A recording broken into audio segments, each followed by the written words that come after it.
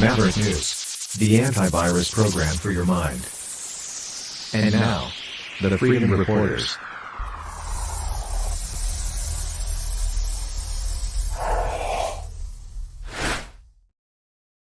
Good evening, everyone. I have somebody you've all been waiting to see again. It's been a little while, but he's back. There he is. Hey, Brendan. Hey, Rick Walker, how are you doing today? I am just fine. It's great to have you back. We have such an important show to share with everyone tonight. We have a couple of other important people to bring in just a moment. Carl Larson from Ukraine Defense Support is going to join us, and Kevin Michalitzi from Crimea will be here as well. And we are going to talk about Putin's peace proposal and the upcoming peace summit, which is taking place this weekend. You know, something I'm absolutely looking forward to our discussion today. We have a lot of diverse opinions here, so this should be really interesting. And thanks for having me on. This is fantastic. No, it's my privilege to have you here. It's great to have you back, good friend. And Brendan, tell people about the foreign interference subject matter that we'll touch on tonight as well before we get started. Well, foreign interference, there's kind of a lot of things going on, and that I've been digging and poking around quite a bit into that.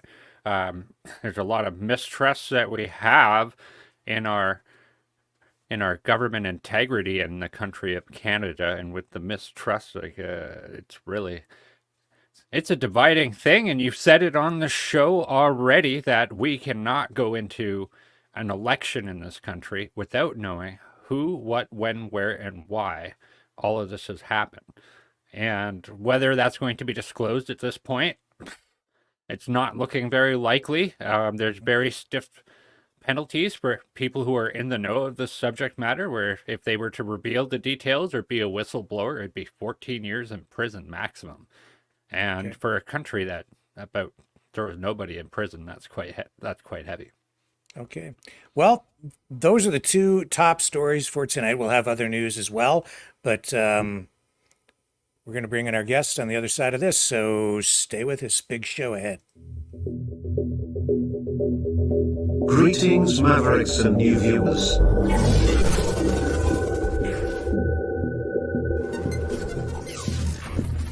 Tonight, direct and live from the Maverick News Network World Studios.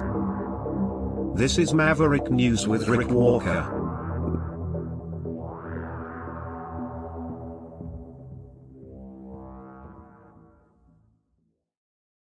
Okay, let's bring Carl in. Kevin is having some technical problems.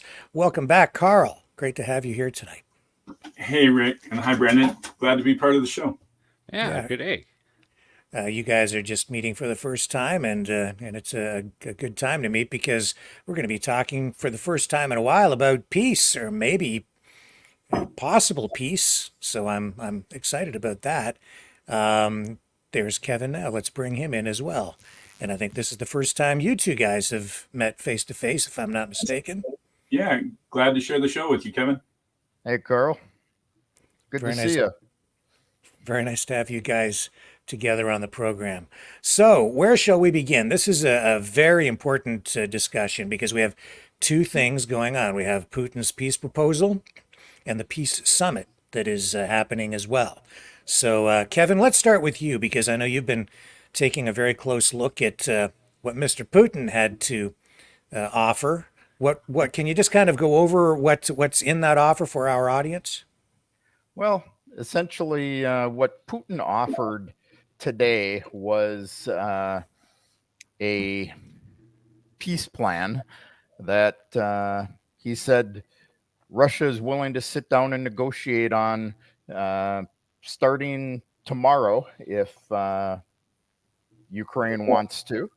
And in that proposal, he said that if Ukraine would withdraw their troops from the full regions that have been incorporated into Russia, so Donetsk, Lugansk, um, Zaporozhia, Kherson, that once he saw those troops being pulled back, he would, you know, stop shooting at Ukraine. And, an additional part of this proposal was that he would also require a guarantee that Ukraine would not become part of NATO. They would not be a nuclear state. So that was the proposal. And they also released a statement that there is no deadline for the proposal outlined by Putin. But the West should remember that the situation at the front's changing dynamically. And of course, they, threw out Zelensky's, as they're calling it, illegitimacy, which, they're really kind of twisting the fact that the Ukrainian constitution doesn't say that Zelensky gets to stay in power. But, federal law in Ukraine actually says that under martial law, no elections can be held for any federal office. So reality is he is legitimate as long as the Rada keeps, extending martial law. Yes. But Putin did say that the Zelensky's illegitimacy is not an obstacle to negotiations as long as whoever conducts the negotiations, it's recorded and the results are recorded by legitimate representatives. So the United States, essentially. Okay. Well, before And we get into too much more analysis or depth on that, Carl, can you explain what's going on with this peace summit and why it's important, which is separate from what we're hearing about from Putin? Sure. One, and I just want to say I largely agree with what Kevin just said. Both sides are staking out a maximalist position, and you see that from Zelensky's side at this Switzerland Peace Summit. So it's a pretty smart move of Zelensky to hold this peace summit. Whether or not it's smart for him to exclude Russia from the process is another question. And as I understand it, the intention of the Swiss hosts is that if they continue to host peace plans, that Russia would need to be included at some point, which I think most of the world would agree is a good idea. I mean, but you can see, like, Putin, it's a kind of a ridiculous list of demands. I mean, not only would Ukraine have to give up the two occupied oblasts of Donetsk and Lugansk, but they would have to give up two that are not occupied, Kherson and Zaporizhia. I mean, in addition, remove all sanctions, swear to never join NATO. I mean, all this laundry list of what Putin is demanding. So, and you could make a case that Zelensky's peace plan has some, let's say, aspirational elements to it, right? So both sides are going to have to negotiate. Everyone knows it. It's going to have to happen at some point. The question is whether it will be more along the Ukrainian lines or more along the Russian lines. At this point in the negotiations, if you look historically at negotiations between warring powers, in Korea, between North Korea and South Korea and the U.S. and Vietnam, and in other conflicts going back hundreds of years, the first few opening salvos, so to speak, are typically not really based in in reality. They're both sides are staking out maximalist positions. So probably we'll get to something in the middle, hopefully sooner rather than later. But I think that it is a master piece of marketing that Zelensky has gotten many of the world's leaders to set up this peace summit in Switzerland. I can only help his cause, which his main goal right now is trying to keep Ukraine top of mind for the world, right? Because there's a lot of other stuff going on, Gaza and everything, presidential elections and all that. So if he can succeed, then that's a win for him. I think we have 107 countries taking part in the peace summit. Boy, that's what I read someplace, but I believe it. I don't know if that's accurate or not. In any case, I guess what he's really trying to do is build a base of support from other countries, so that as he moves forward, my take on it would be then he would go forward with a unified voice with a lot of clout behind him, not just going in as Ukraine, but with all of these other allied countries, right. and not then he's not sitting at the table alone in a position of weakness. I think that's his hope, but a lot of these countries are actually sending ambassadors, lower level administrators. So, is it really giving him the clout he is looking for, or are a lot of these countries, well, we're going to participate, but our main leaders aren't actually going to support it.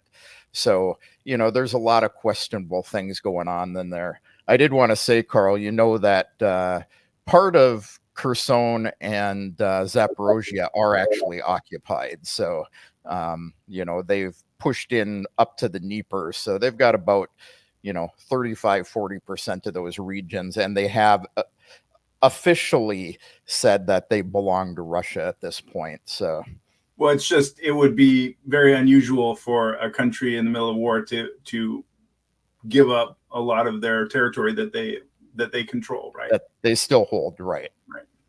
I agree with you. Go ahead, Brendan. Sorry, Kevin. Brandon. I didn't mean to interrupt you.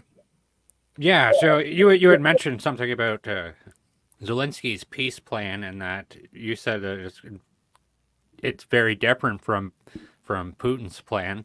I don't feel like it's as public as Putin's plan either. What you seem to know something about that. I'd love to hear your thoughts about what his plan is supposed to be. You called me out, Brendan. I mean, I dug into Putin's plan. I found it, and it's not easy to find, as you can imagine. The mainstream media likes to bury these things, right? But I am actually looking at it right now. It's on TASS's website. I figured it'd be on RT, but I couldn't find it easily on RT, surprisingly. But it's on TASS. Oh, I'm talking about Zelensky's plan. You had. Yeah, I'm saying I have not actually read Zelensky's plan. So I don't think that Zelensky actually has like a plan that has been released at this point. That's what the peace summit is really about. It's so that they can come up with a plan, and as I say, then go into negotiations with Russia afterward. I think that's the way I'm reading what is supposed to be happening over the weekend. He does have a 10-point peace plan, but to your point, it will probably change this weekend. Yeah, I think his original plan was, Russia withdraw from all occupied territories, including Crimea. They rebuild the country. Putin is removed as the leader. So, kind of. The good old Treaty of Versailles. A lot further out there than Putin's plan. But, like Carl said, both sides have to kind of throw that big ball out there. Well, let me help, because I have it right here. Here is Zelensky's 10-point peace plan. What is the 10-point peace plan? Radiation and nuclear safety. No one has the right to blackmail the world with radioactive disaster. Constantly endangering Ukrainian nuclear power plants. So that's a real just the bullet points. It's got it real short. Right. Yeah, and note the first thing he calls out on that nuclear thing is the Zaporozhye nuclear power plant, which is actually held by Russia. So, unless we're going to believe that Russia is, shooting missiles at themselves at the power plant, you know, that's one of those things I Well, they see did, right? falling out. Yeah. Not anymore, Release of but they all did, and they control it, and they're using it for nuclear blackmail on the whole continent, right? We'll agree to disagree on that one. so energy security, food security. I don't see anything about removing Putin. I do see them wanting a creation of a special tribunal to prosecute Russian war crimes, which would probably be a non-starter for Russia. But I Yeah, don't but see of course anything they about have passed the law saying that they will not negotiate with Putin. So, you know, that has been stated several times that Putin cannot be the leader of Russia. Oh, I was unaware of that. Interesting. Release of all prisoners and deportees. Seems like a good idea for both sides, right? Yeah. Yeah, I would say. It's making reference here to 20,000 children. And in fact, I have an interview coming up within the next day or two, I think, with Ed Dixon, who works with a church group here in my area, Canadian. He's apparently they've brought some 3,000 orphans from Ukraine over here to Canada, and they have support programs set up for them. So we're going to be talking to him just as a sidebar. Withdrawal of Russian troops and cessation of hostilities. So I guess he wants all the Russian troops withdrawn from all areas of Ukraine. Is what I'm taking that to mean. Yeah, which includes Crimea. So yeah, so everyone knows Crimea is a special case. I mean, they will probably have to decide on something like a UN administered autonomous zone with some sort of referendum of inhabitants to decide the fate of Crimea. I mean, Crimea was traditional. A lot of people don't know Crimea was traditionally part of Russia. Actually, Khrushchev, who was Ukrainian, he gave it to Ukraine, and the people in Crimea have traditionally spoken Russian, not Ukrainian. It's primarily been Tartars until Stalin brought a whole bunch of Russians in. So it's a little different situation. If you look at it on the map, you think it's always been part of Ukraine, but actually not. Right, and that'll be a non-starter for Russia. So. And it doesn't look like these demands are like they're both going to have to give up some of these concessions in order to reach a peace deal. Like it's not going to happen unless they like this is crazy. Oh, over 100,000 war crimes have been committed. It's war. Like things are crazy in war. They're not going to prosecute 100,000 war crimes. Like that's not going to happen. They didn't even do that in World War II. Not 100,000 of them. Russia will demand prosecutions against Ukraine. So, I see that as a non-starter as well. Depends on how hard we hit Russia. It depends. All this non-starter business, it's all dependent upon how well we support Ukraine to defend themselves. If they hit Russia enough or Russia's economy collapses, then all cards are on the table. And on the other way around, if Ukraine's economy collapses, they're going to be much more open to, if Zelensky's killed in one of the many assassination attempts against him, which he could be killed at any point, or he could be bombed at any point as well, not just assassination, then things would change dramatically. Media protection of the environment. These seem like issues that are not really major stumbling blocks to me. That just sounds like he's trying to impress Justin Trudeau or something. Yeah, maybe. Prevention of escalation. Ukraine is not a member of any alliances, and the Budapest Memorandum has not been able to ensure the country's safety in practice. Therefore, when the current Russian invasion is repelled, it is essential to prevent any chance of its repetition or further escalation.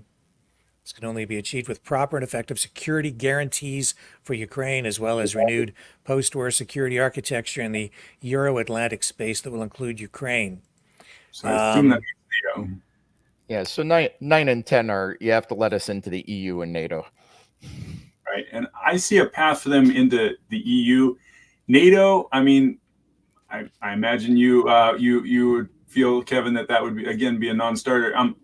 And frankly, I think it's a needless provocation for Russia. I think that if there is going to be peace, Ukraine probably shouldn't join NATO, or at least not for many years to come. If they get their land back, leaving aside the question of Crimea, then it doesn't seem like they would need NATO. That's just my 2 cents. Well, they've already been accepted into NATO, and them no longer being in conflict with Russia would definitely bring that to fruition, I think, like almost Well, immediately. no, they're not accepted into NATO at this point. No, they've never been accepted. So there's a entrance procedure that they've been accepted into, but that's a long ways from full NATO membership. Right. And in fact, I think there have been comments made that they can't join NATO. They won't be accepted into NATO while the conflict is ongoing. Correct. Support of the peace plan. So these are all just kind of, I think we've kind of touched on the major points here. Yeah, I found it interesting that although Putin today was saying that he doesn't care who is negotiating for Ukraine as long as it's guaranteed by somebody else, it's kind of counter to what he's been saying to date, which is, well, we can't negotiate with Zelensky because Zelensky passed a law saying they can't negotiate with us. So, that's kind of a softening of that position. And, we'd need to see some changes in Ukrainian legislation for some of this stuff to go forward. Really Putin's proposal today, really was kind of a tactical move before the peace summit in Switzerland. It's really just Moscow demonstrating its readiness to suspend hostilities, but on their terms based on the current situation on the battlefield. And, unfortunately, at the moment, it's unfavorable for Ukraine, which is, suffering a lot of defeats right now, and its territory is systematically coming under the control of Russia. What are your thoughts on that, Carl? Well, it's true. Ukraine's on the back foot at the moment, and the question is, what difference will the American weapons make? And there's a lot of talk about F-16s and ATACMS. They've had Ukraine's had great success in the ocean there, in the Sea of Azov and in the Black Sea. So that's good. They're freed up actually shipping lanes to take out their grain, which is pretty impressive. But it is true, on the battlefield, their military has had to trade territory for lives, and nobody really knows what is the actual death rate. What are the casualty figures on either side? Both sides lie. What is it? Yeah. That famous axiom: the first casualty of war is the truth. Unfortunately, I'd love to say, my heart goes out to the Ukrainian side. Obviously, look at the flag behind me. But they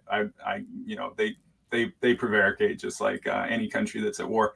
So we don't really know how many Ukrainian lives are being lost. The evidence is that in frontal assaults, the Russians lose about 2 to 3 times as many as the Ukrainians. That's been traditionally held to throughout human history in infantry wave assaults, meat grinder assaults. Of course, the Ukrainians lose civilians from behind the lines to suicide drones and to Shahed drones and to lots of other attacks. So there's casualties on the Ukrainian side that are not matched on the Russian side. So that might even things out a little bit. But they're losing territory. No, I won't agree with the propaganda on that one, Carl. I'm living here. I go up into those regions. I see what the casualties are. Let's keep in mind, one of the things that Russia has done consistently, including in the Kharkiv area right now, is they give plenty of warning before they come in.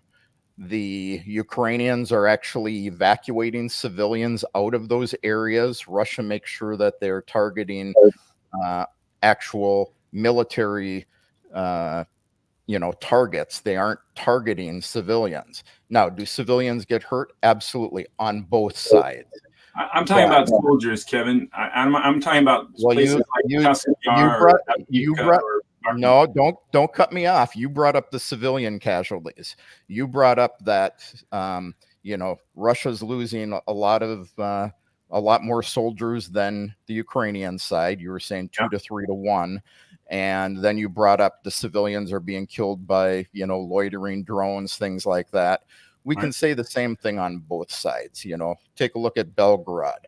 Now, Russia claims Ukraine is striking civilians and civilian targets, but realistically, there's military bases there. They're launching missiles from there. So we have, cluster bombs that the United States provided to Ukraine that are being used, and lots of civilians are being killed there. I've been to that region. So they are striking civilian infrastructure directly from the Ukrainian side into the Russian side. And these are attacks. I've been there. So, I've been to Ukraine, man. I've seen plenty of Russian attacks with my own eyes. I mean, but you can feel that way if you want. Yeah. But, we'll disagree on the casualties. I'd say it's the opposite. It certainly isn't what a lot of these Western analysts are saying of 10 Ukrainians for every Russian. It's obviously not anywhere near that. But I mean, it's a military dualism, Kevin. I mean, if you've been in the military, like the defender has the advantage, and the Ukrainians are much more willing to trade territory for lives, whereas the Russians use meat grinder tactics. I mean, I've seen it with my own eyes. I'm not talking about civilians. You're leaving civilians off the table. I mean, the way that Russia has been able to take those towns is really by using positional warfare as opposed to maneuver warfare. So maneuver warfare is a fancy word for blitzkrieg tactics, and it's what I was taught as a U.S. Army soldier. It's what we used very successfully in the Gulf War, and before it in the Gulf War, and then after it in OIF in 2003, which I was a part of. Very fast armored combat supported by air power, and you flank the enemy and you cut off their supply and their logistics, and you pinch them off, and you win that way. Whereas positional warfare is a grind. It's just attacking front on. Usually infantry, usually not vehicles. I mean, I've got a lot of material from the and the Ukrainian. Yeah, the U.S. and NATO are good at using scorched earth tactics. Russia is not doing that. So, yes, they're absolutely obliterating Ukrainian towns when they come in and they take them, but they're fighting, house to house, street warfare, and a lot of these civilian targets that get hit are reality places where the Ukrainians are sitting up in top of apartment buildings and shooting and things like that. So if you remove all the propaganda from it, I agree with you. Sorry, go ahead. But the losses are not 3 to 1 in favor of Ukraine. I would say it's the opposite. Well, agreed. You're kidding, right? Okay. No, that's not true. So, I mean, it's a fact of warfare, man. The defense has the advantage. If you're in defense and you're willing to trade land for lives, you're going to lose less men than the enemy. I mean, this was just. I mean, unless your defense doesn't have the weapons and ammunition to defend their territory, which is what the situation is. They have literally no air defense at this point. So that's not true. Both sides actually have quite good air defense. That's why both sides keep getting air helicopters and airplanes shot down. And actually, they've gotten quite a bit more. The Germans have provided a lot of Patriot batteries. They just shot down a very expensive Russian plane, a stealth plane, the other day. Well, and on a daily basis, Russia is shooting down, Ukrainian fighter jets. This is an unbalanced war when it comes to weapons and ammunitions at this point. I don't really agree. So the Russians certainly have a lot more artillery, and they have more planes, and they have the advantage of they can glide bomb attack. So they use Su-25s and 27s within Russian territory to launch glide bombs and hit Kharkiv. And I, by the way, I agree with you. I think that by and large, the by and large, most of the casualties that are horrific, where hundreds of or dozens of or hundreds of Ukrainian lives are lost, civilian lives are lost, primarily those were bombs that missed their target, or drones that were shot down and then they land on an apartment complex, or they were, just some misdirected attack. By and large, the Russians don't attack apartment complexes, not because they don't want to. If they had enough weapons, I bet they wouldn't mind, except they realize the propaganda value for the other side. But it's a function of attacking the enemy, who is naturally around, embedded within the civilian population. Same thing you see in Gaza. And then also, Russia does have a strategy of attacking Ukrainian civilian infrastructure. That much is pretty well proven. They've been doing that for a year and a half. They attack primarily electricity plants, and they've been very successful at that. They've pretty much denied Kharkiv power about a third of the time, and they're very effective. That's the same tactic they used in Syria to really bludgeon the civilian population into not supporting their enemies.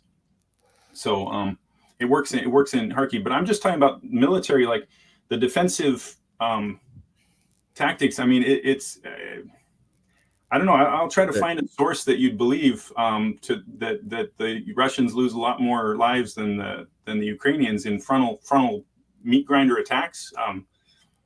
It just No, I'm saying the Russians lose less than the Ukrainian in those attacks. I know, that's what I'm saying. I'll try to find a source that you'll believe, because I'm pretty convinced it's you won't, just like I won't find a source that you'll believe. We sit on opposite sides of the table here, and we're not going to agree on it, so there's no sense in debating it. No, try me. Send me some links. I'd love to see your evidence. Yeah. I mean, I've got first-person eyewitness accounts, but I will say those are primarily soldiers in the Ukrainian military, so they have a stake in the game. So, and maybe their perspective is a little slewed. I do have official Ministry of Defense material from the Ukrainian MOD, digging deep into Wagner Group tactics and the differences between those Wagner Group tactics and the Russian military tactics. And they said a primary difference is in the willingness of Wagner Group to sacrifice their troops. Wagner was very good. They divided their troops into three groups. They had an A, a B, and a C. And the A were convicts and people they didn't care about, basically. And those people oftentimes weren't even armed. They were given a shovel, and they were sent up to dig. The problem is you're taking the word of the Ukrainian Ministry of Defense. So if this is the data you want to show, then I'm going to throw the Russian Ministry of Defense at you, which is showing the exact same things. Ukraine is currently, pulling convicts out of prison. They're putting them on the front lines. And, so you're accusing Russia of one thing that Ukraine itself is doing as well. Well, but this document was for an internal audience. It's a secret document that was prepared for Ukrainian military commanders. So I would like to think it would be at least reasonably not fanciful for that audience. It wasn't aimed at Western news media. Well, you would be surprised at what I have access to on the Russian side. So, how about finding an international news media that we could both agree on? Who would be somebody you would trust? I'll give that to you. How about Reuters? I'm not going to continue debating something we aren't going to agree on. It's well, kind maybe we time. could agree that this has been more of a stalemate in many respects, where we've heard a lot of the pundits out there say that this thing's going to be over in a matter of days or weeks or in a month, and 6 months, a year, 2 years later, we're still into this conflict, and now finally we're getting someplace with maybe peace on the table. But it seems to me, just looking at it from afar and trying to be sort of neutral about it, that it is a stalemate, and I don't think that Russia is as is in a position. I don't think they're sitting as pretty as Putin would like us to believe, and at the same time, I think that Ukraine Well, it's just what I said. I just don't think that. I think it's more of a stalemate than one side really winning over the other. It looks like there's ground that has been I agree recently with that. lost by Ukraine, but they're gaining a little bit back, and it's been a back and forth without a lot of major gains in many months, I think, on Yeah, either side.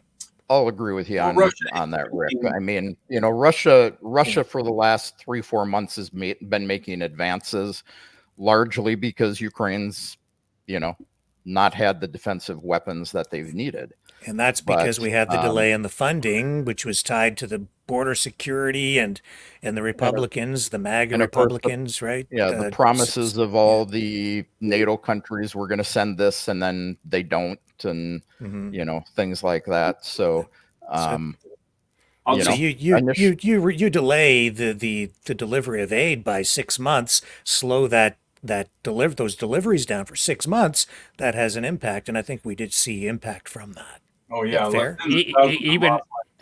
even if something is announced, it's still going to take months for something to happen. So if we say Canada declares we're going to send a bunch of armored vehicles to support Ukraine, well, how long is that going to take? I think we just finished manufacturing some that we promised to send over there like a long time ago.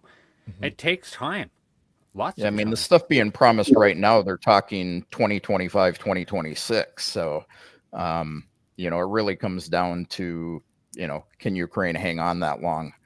And Kevin, when you say that they're sending sort of second level or even third tier representatives to the peace summit, do you think maybe the G7 conference, which is kind of wrapping up, is a prelude to the peace summit for Zelensky? Because there he was at the G7, getting these long term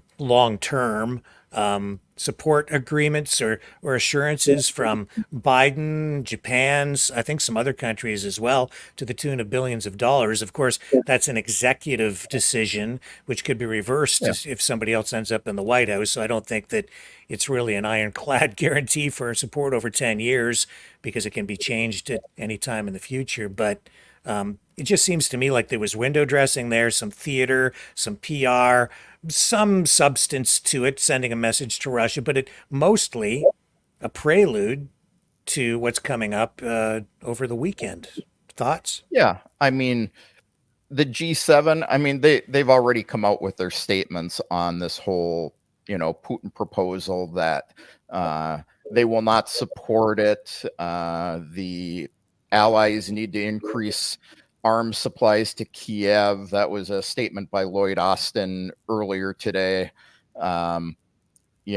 They've confirmed that they're going to give 50 billion of, initially they said loans to Ukraine, and but the United States came and says no, it'll be grants, it won't have to be repaid. So even these G7 countries are throwing their support behind Ukraine. Like you say, it's all kind of window dressing. Is it going to be grants? Is it going to be loans? It's not realistic to expect Ukraine to be paying back any loans in the near term. Their GDP is so far in the toilet at this point. You know, What do you think of what we've seen at the G7 and what's coming up over the weekend, Carl? So, so I have to be full disclosure, Rick. I have not been following the G7. I try to look at major currents and things that are going to actually win the war. And so I've only paid cursory attention to the the peace summit, and B, the G7, because I don't see it having a huge impact. And I do agree that a lot of the weapon systems that we're providing are more for bragging rights on our Western side than for actual battlefield impact. Don't get me started talking about F-16s and M1 Abrams tanks. I mean, they're just, I would love for us to sell them to an ally, sell them. I won't say Israel because I'll get in trouble, but whatever. Sell them to, I don't know. God, what's a good ally that we can trust? England or somebody. and then take that money and buy FPV drones and anti-drone electronic warfare jammers, and that would make a huge impact. And I've met with numerous members of Congress and said exactly that, and they tell me it's a little harder to change course than I might hope. And I do have to politely correct one thing you said, Rick. It's not the MAGA, the Make America Great movement in Congress is not anti-Ukraine. It was a very small portion. It's called the Freedom Caucus. Mm-hmm. And these folks, a lot of them are, I'm told, good-hearted, but Putin has identified that their districts are very susceptible to propaganda. And these people they're in very deep red, very conservative districts that are very susceptible to the America First, nothing else matters kind of message. And therefore you have these few members, especially Marjorie Taylor Greene and a few others, who kind of held the whole Congress hostage. Because, I mean, when it passed with enormous numbers of pro-Trump Republican support. So I just want to make sure we don't throw the Trump wing of the Republican Party under the bus, because they've been very supportive. Yeah, I need to be more careful with my words. So I appreciate that. You know, and you brought something up that's, I think, very important, and that is the PR game. An old friend of mine came over 2 days ago. I was speaking with him outside, and he just came right out and said, you know, I'm on Russia's side. And I thought, wow, you know, Canadian, we're in this conflict, and I get it. I hear it all the time. It just seems to me like Ukraine absolutely losing on the PR front. How significant do you guys think that is? Do you think it's important? Well, but before we go down that path, I mean, you know, you guys were talking about, you know, Trump and the Democrats, and I see Brendan over here kind of biting his tongue, and he really looked like he had something to say. I didn't have any such things. No. What I was really picking up on is definitely some propaganda stuff. Like there was a video with Joe Biden and Zelensky, and Joe Biden is looking pretty cool strutting next to Zelensky. So it's like he's definitely using it for PR. There is a big election coming up. Like, and this is putting Joe Biden in an election year front and center, right? Like, just take a look at this photo here. Like, look at that. Look at them. They're two bros. Can I bring that up on the screen for you? Yeah, please. Oh, okay. Like, see, look at that. See? Yep. And that's a professional shot, you can tell. And this makes Joe Biden look good, especially because he doesn't have to say anything. It's like a picture that's worth 1,000 words. A no malarkey zone. Wow. A no malarkey zone. So I just remember it was very WWF-esque watching Zelensky. He's doing like this macho strut right next to Joe Biden. I think he had his aviators on. I was looking for that video. I can't seem to find it right now. It would have been a good one to pull, but very, very much like it's going to make Joe Biden look good to a lot of people who support Ukraine. A lot of people do support Ukraine. Group, like focus group, came up with that. I'm sure it was scripted. I'm sure they planned it out. It's all very planned out. Of course it is. Very much so. I mean, I think PR is really important to this. It's a war, right? Just like the war being fought with guns and tanks and drones. But Kevin, you had a comment? I didn't want to interrupt. Oh, no, I was just going to say, I say this all the time. There's a lot of propaganda on both sides. And one of the things I hear over here a lot is, no, the Russians don't do propaganda. And, you know, to that, I'll call BS. So they're still in the 90s compared to, you know, what the West is using for Ukraine. But they've moved up 10 years in the last couple of years in their propaganda. I don't know about that, Kevin, because over here, I have to tell you, they've gone from, you know, pretty heavy positive support for Ukraine at the very beginning of this to, I don't think very many people are supportive of Trudeau continuing to send money over to Ukraine at all now, and that's largely because maybe it's just because I think it's because Russia's way better at the PR game than you give them credit for. I agree. I think they're I think- extremely effective. Yeah, I think part of it's the propaganda, but I also think a good part of it is you got a lot of people in the West who are complaining about, their wages versus the inflation, the cost of gas, the cost of food, these things rising. So I think you have multiple things playing into that. I think where Russia is excelling at propaganda is things like this statement today. Like I say, this is a pure statement to say, hey, you guys over there in this peace summit, we're willing to talk, and the world sees that. It goes across to the news, and people remember that. So, well, gee, we've got Zelensky passing laws saying he won't negotiate with Putin, and Putin's going, yeah, we'll negotiate. So I think things like this, I think what they use very effectively. And I think Kevin has a bit of a point there with how clear and simple his terms are, whereas Zelensky's 10-point plan is it's very Treaty of Versailles his 10-point peace Really? plan. It's very messy. I don't. Very I think messy. it's pretty straightforward. 10 points. I was unaware, Kevin, that Zelensky passed that.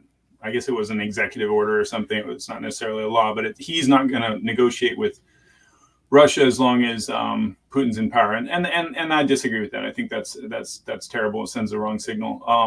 Yeah. But I mean, on this, it was actually passed as federal law. The Rada actually confirmed that. So that's written into, of course, Ukraine is constantly changing their law and their constitution. And, this is nothing new for them. I've seen this going on, since the early 2000s. So I don't see that about the Rada. I say it was a decree, but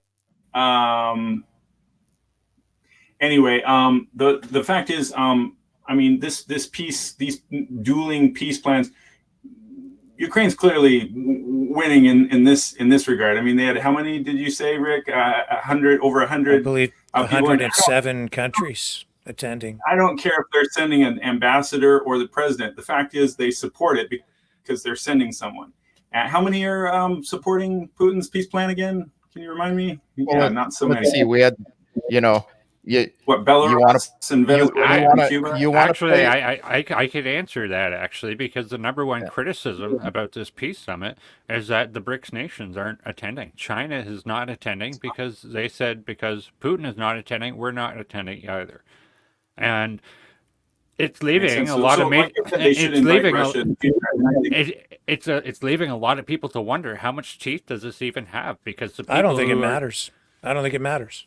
You know why it doesn't matter? Because it's not a peace negotiation. It's a peace summit where they're talking about peace to formulate or refine a peace plan, to build support, to build a coalition, to then take forward into an actual negotiation for peace. Yeah. And I would say it's a much more effective PR exercise than Putin issuing a statement that's laughable. But getting back to Russian propaganda, Carl, let me stop you there, Carl. So you're talking about all these countries going to this peace summit. And on the other hand, there were 148 countries at the St. Petersburg International Economic Forum just last week. So that's very different, wouldn't you say? That's apples and oranges, isn't it? I think it's related because this is also about economic warfare.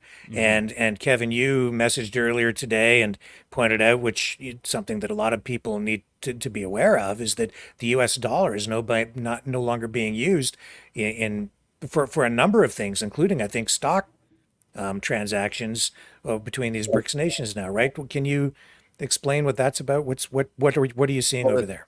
Yeah, the Moscow Stock Exchange today has discontinued all trading in U.S. dollars and euros. So they are strictly trading in national currencies. This is a BRICS thing. And we're seeing word coming in that some of the other BRICS nations are doing the same thing. We had Saudi Arabia today let their petrodollar contract with the United States expire and are refusing to renew it. So the petrodollar doesn't exist for Saudi Arabia anymore. Which other BRIC nation is not using American dollars besides Russia? I'd love to hear that. I didn't say they weren't using it. I said the Moscow don't twist my words, Carl, or you and I will have a go around here. I'm not twisting. I'm repeating what you said. This was the issue I had with the last time you were on Rick's show. So Sure.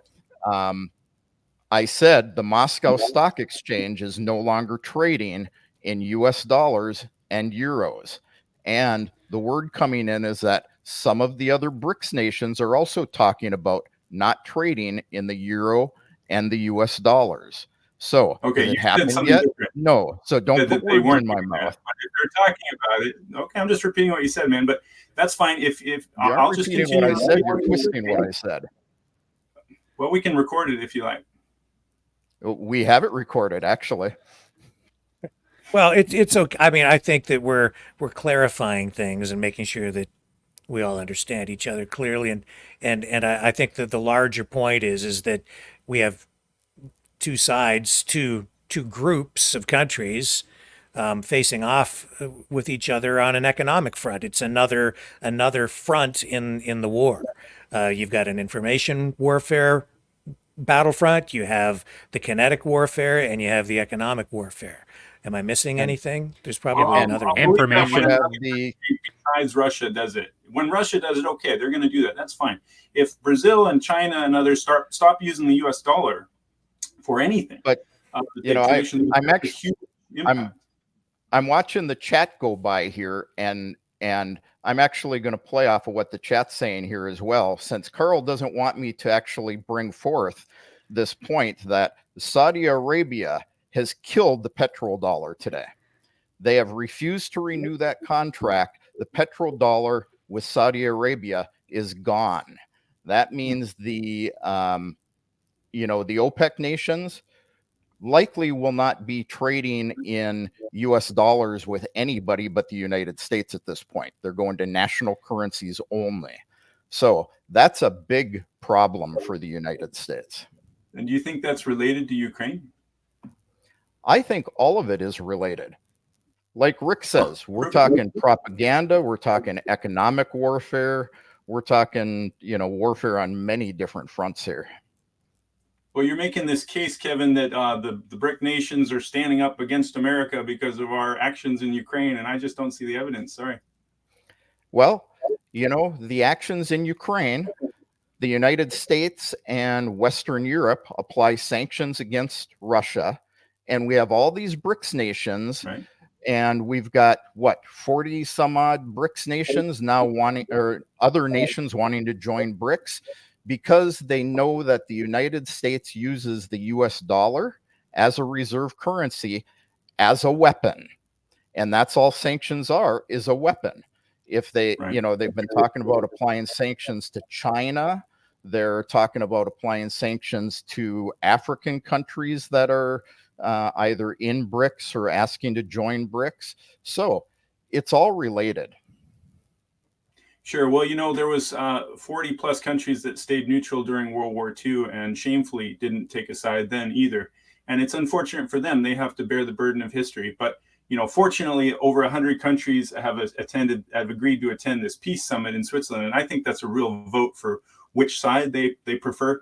We'll see in the next few days how many countries come out and say, yeah, Putin's peace plan is what we think is fair, and we support that.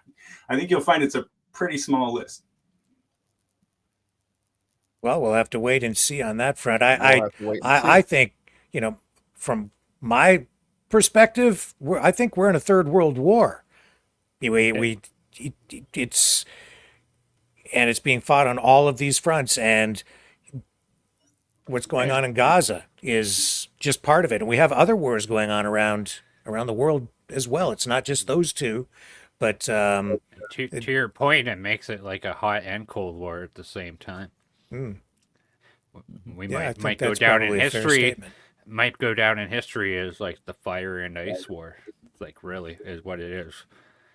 In fact, I've been arguing that the information war is maybe the most important front, because Oh, I agree. It is. you win the information war, you can undermine support for funding. You can turn the population against itself, against its own government, and we're seeing that. I'm seeing it in the chat right now. Yeah. Right? I listened to it in my driveway, talking to my friend 2 days ago. This is the result of information warfare. And on the economic front, if this is long-term warfare, you undermine the U.S. dollar. Kevin, I agree with you. You upend the petrodollar. You eliminate that requirement that oil be purchased with U.S. dollars Yep. in Saudi Arabia. You end that agreement, and everything gets upended. This is very serious, actually, because now you're going to have a decline in demand for U.S. dollars, huge internationally, and that will result in even more inflation, decline, because it's going to result in a decline of the dollar. It's basic economics. It results in less demand for the dollar. Therefore, you've got all these dollars out there. The U.S. will have to find a way to pull these dollars back in a pretty rapid fashion. Otherwise, you'll see a collapse in the value. And what we Yeah. see in the world with countries that don't use the American dollar, what we see with the world is the countries that don't use the American dollar legitimately will use it illegitimately, and the money laundering and money printing of U.S. dollars that takes place in North Korea, for example, is like astounding, and it's very dangerous. Well, you undermine the economy, you can't finance a war. Yeah. So that's, in the longer term, and this is a signal from the BRICS nations to the West that this is no longer business as usual. This is now not just a multipolar geopolitical reality that is a new geopolitical reality that has come to pass. This is a multipolar economic reality that we're going to have to deal with. The United States, Western countries, no longer just able to, like you said, Kevin, impose sanctions and use that to get their way. Can't use it as a weapon anymore. I've said for a long time it's a mistake to do that because it undermines trust in the economic systems. Yeah, the other thing that undermines the trust is the fact that, they're talking about at the G7, this $50 billion grant is actually going to be backed by Russian assets that were seized.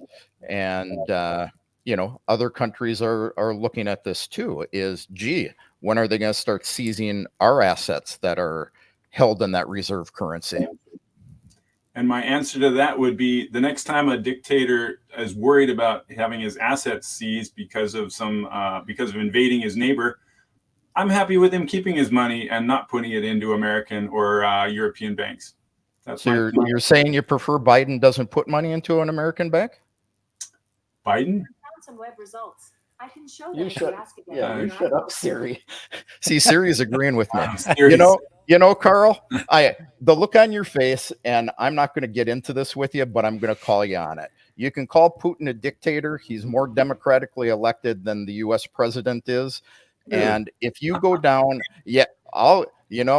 from your last show with Rick, I still have the data that I pulled on that. If you take the official lists of what a dictator is defined as by organizations like the UN, even the United States government falls into the dictator category even more so than Russia does. We have democratic elections here. You don't have to believe it if you don't want, but if you keep pulling the dictator thing, I'm going to beat you over the head with it. Okay, you can feel that way if you want. You're out of touch with 90+% of Americans, and I'd say Canadians. So I don't really view that viewpoint as very mainstream. But you're out of touch, and you're out of touch with 100% of Russians. So, I have Russian American friends. When you start pulling the dictator blather, that's all it is. It's blather. It's propaganda. You're repeating the Western line. So Putin not a dictator? Putin Am is I not a am I out dictator. No. out Yeah, on a you're limb here? incorrect. Am I out on a limb? Is that an unusual, like an unsubstantiated assertion? Yes, it's unsubstantiated. No, Just Kevin, I was like asking just Brendan like and Rick. just like Clearly, G you is a made your dictator. perspective. Just like You've made everybody your in the United you've made States your doesn't like perspective is a clear, Kevin. dictator. I And was yes, asking I'll Brendan talk and over Rick. you if I have to because you're full of crap. Okay, You're talking over me, man. Whoa, before before the I gloves step go in a off. before I step in a mine and blow myself up, I'll let you go, Brendan, and then I'll take the risk. So you go ahead. What do you think? I was just saying that we're all gentlemen here, right? I know. It's Well, I mean, yeah, we're all gentlemen here. So like, let's. I know it's tough. Like, there's this is the whole of North America right now. Carl and Kevin are representation of what is going on in so much of the world right now. Like this the symmetry and well, the imagery yeah. here is perfect. I'll step on the mine. I'll tell you what I really think. What do you really think? Please. I think that we've got problems on both sides, to be quite frank. I think that we have a lack of trust and confidence in the electoral system in the United States and in Canada because of what's happened in the last few elections, not just with what's happened with Trump. You can go back and look at the hanging Chads issue out of Florida, several elections ago on the U.S. side. So the integrity of an electoral system is largely dependent, just like the economy, on public trust, and that has largely been undermined for a variety of reasons. Do I believe everything that Do I believe that the last election was run with real integrity? I think that there was some shenanigans that went on. Is Joe Biden legitimately the president? Yeah, I believe that he is. I think there were some strategies that were used that maybe weren't entirely ethical, but maybe legal. And I think he is the president. And in that regard, I think that we still do have a democracy. I sit here every night and I keep holding up the Constitution of Canada for our country, saying that we really do have a country and it's worth saving and fixing the problems with. On the Russian side, Kevin, I think you've actually said and admitted to me that there is an authoritarian element that comes with the government that you have in place right now. Not to say that it isn't democratic, but just like in the United States, and I think even to some degree in Canada, but less so, but just like in the US, Russia also has problems with manipulation over there of the process, where we saw Navalny imprisoned. A political opponent, the main political opponent to Putin, and that alone raises a lot of questions for people. So whether that's legitimate or not legitimate, it undermines some trust in the system there. And when I see any leader elected with 90+% of the voters voting in favor, I have to wonder if that's really a fair system, because that's pretty unusual. You only get to a place like that either it may have been legal, but it has to have been largely as well because of marketing, public relations, those kinds of things. And if you can win an election legally, but do it because you convince people that they should be voting a particular way in order. You see what I'm saying? So what's a dictator? A dictator, you might win an election technically legally, but manipulate things because you control the media. So I don't live there. I don't know. But when I see 90+%, it says to me that somebody's got their thumb on the scale. At least to some degree. That's pretty tough. I don't think I've ever seen an election over here at any level in government where anybody has ever won, except maybe at the municipal level, like 90+%. And I'll let you respond. Go ahead. Well, 86%. So Okay, there you go. How many But candidates? You can keep me accurate, sure. Do you guys want to know a fun fact?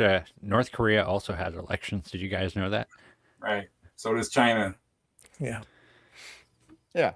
So do lots of countries that, many of them have similar results. Some of them have, better results. Some of them have worse results.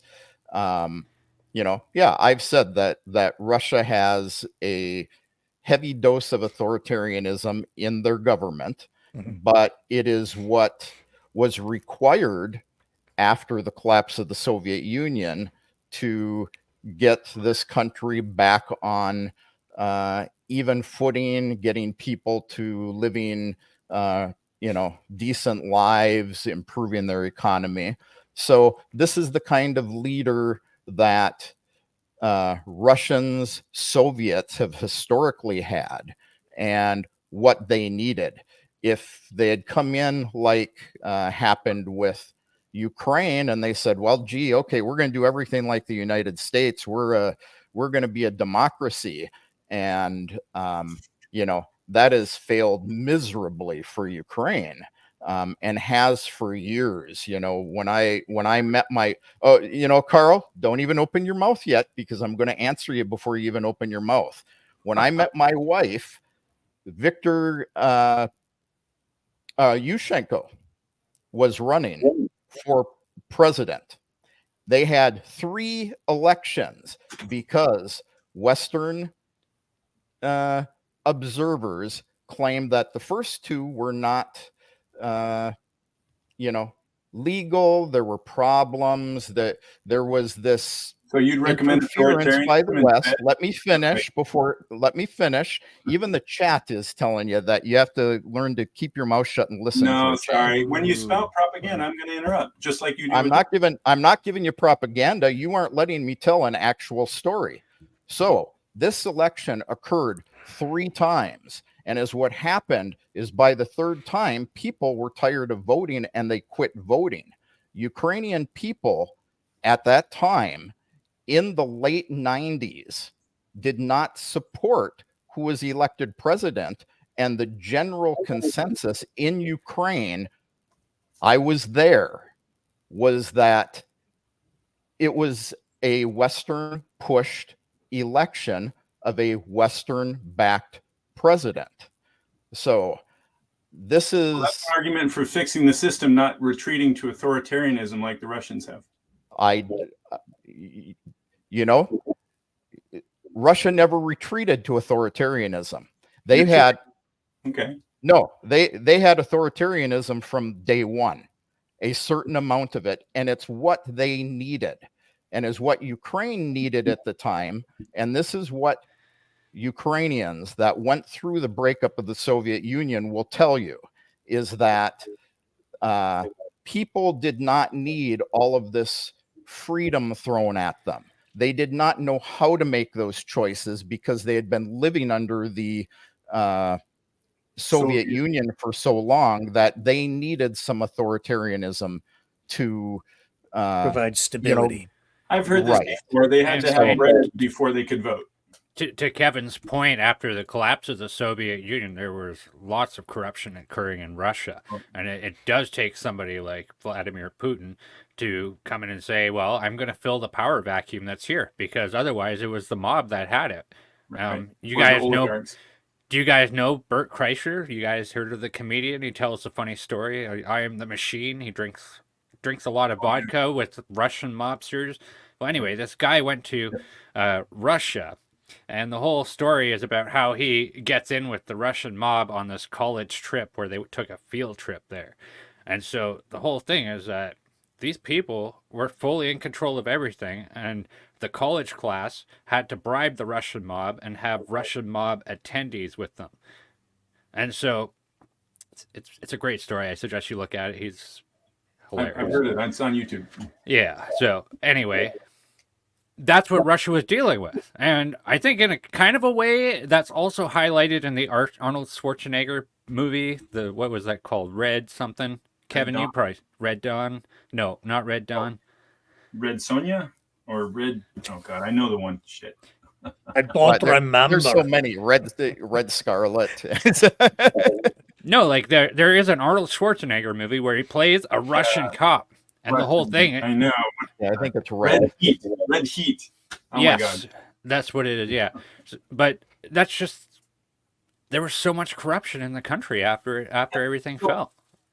I've heard that as well. And you know what, Kevin, you're probably right. In the 90s, I've heard that none of the post-Soviet countries were really ready for unbridled capitalism and unbridled democracy. And the end result was a lot of mafias took power and a lot of oligarchs swooped in and scooped up billions of dollars. And the end result was you had, mass starvation for Russians and Ukrainians and, Latvians, Lithuanians and Kazakhs and everybody. And it was horrendous. So, of course, there was a power vacuum. Really, this is our fault. We did not institute a Marshall Plan for Eastern Europe like we did for Germany and Japan after World War II. We just left them to their own devices. And of course, they plummeted into a deep, deep hole for a decade. And of course, people will vote for a dictator if their children are starving to death. Of course they're going to.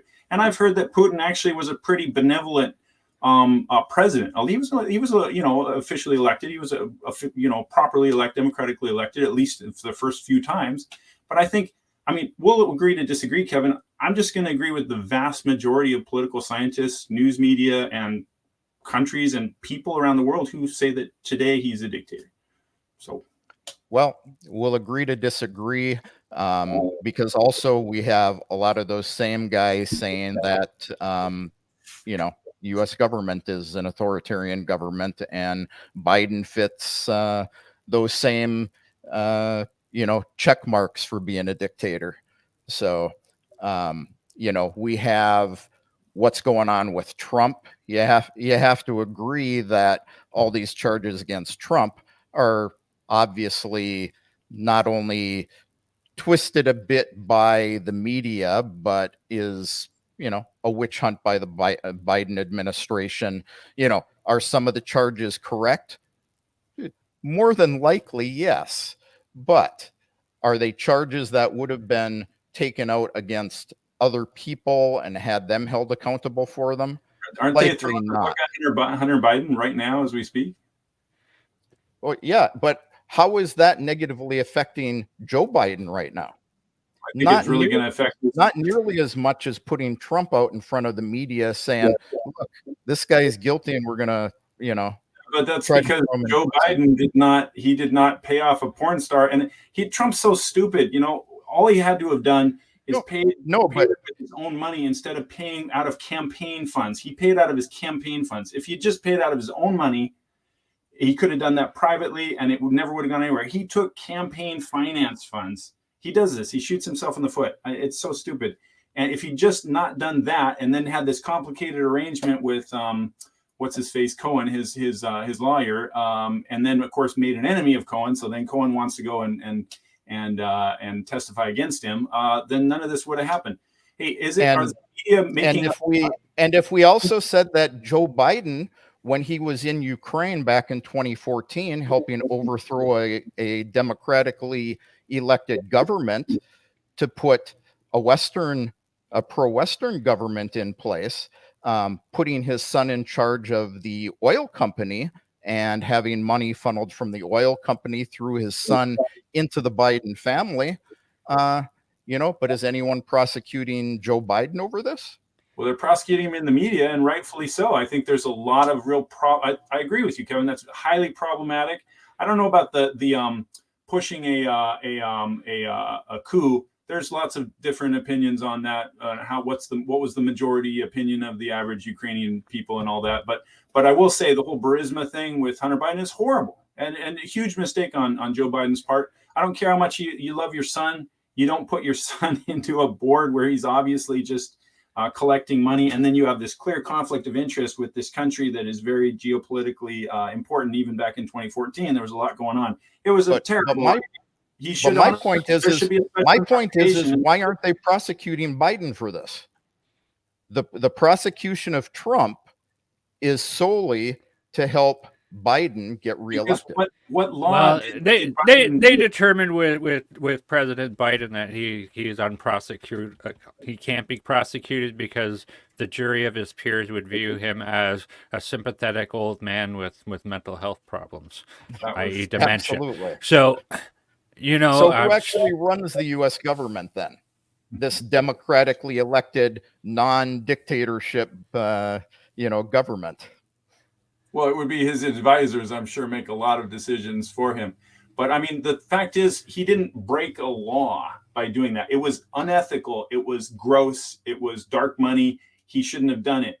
But Trump broke the law, and it was a campaign law. So funneling money from a Ukrainian oil company into the never Biden proved- family and Biden they using it never is a proved violation they of the never law. proved that Joe Biden got any of that money. You know, there's this whole the big man sort of thing. They never. I mean, Joe Biden has released his tax returns every year. Where is that money that ended up in his bank account or a property in his name or something? Like, it certainly went to Hunter Biden. Hunter was on the board of Burisma. But where's the money that went to Joe Biden? Joe Biden's a lot more careful about that sort of thing than Trump is. And therefore, there's a million different ways to hide money. Like, come on. Yeah. Well, but I mean, there's a lot of people looking for this. Where's the evidence? I mean, there's lots of conservative news out there that would be all over Fox News. It'd be all over Breitbart. It'd be all over Newsmax. Where is it? You got to show receipts if you want to go to court and get a conviction. Yeah. Speaking of President Trump, it's his birthday today. Yeah, Is it what? today? 70 what? 76, 78, something like that? Let's find out. We'll find out here. How old is President Trump? He's a young man. 78th birthday. Good Lord. I thought he was younger. Yep, 78 Well, it's great. years He had a old. really good meeting with I think yesterday. A lot of people showed support, so it's good. He's got plenty of backing. It's going to be a real contest. I mean, that debate is going to be it's going to be well watched. Do you guys think it's going to is- happen? When is the debate? It's supposed to be June 27th, last I heard. Yeah. A war of words there. And, you know, we have this war of words going on, and I'd like your thoughts on what Zelensky had to say in this interview, where he's calling Putin a Nazi. And, of course, we've heard a lot of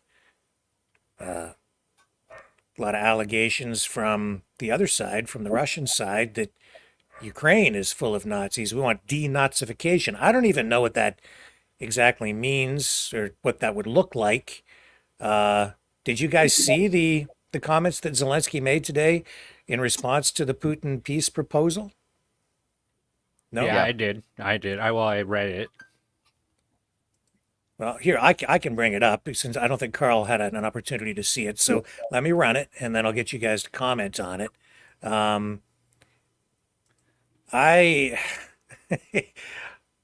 Everybody's a Nazi, it seems. Everybody's a Nazi. Of course. Here, let's see what he said. Cosa posso dire? Says, what can I say? These messages are an ultimatum. Sono messaggi di ultimatum, non hanno nulla They aren't any different from the diverso ultimatums that he has given che ha fatto before. anche prima, e noi stiamo Now we are realmente seeing that what he's vediamo doing is the revival of attualmente Nazism. che è una rinascita di nazismo quello che fa. È una nuova It's a new wave of ondata Nazism, di Russian questo Nazism. nazismo, perché è un nazismo russo.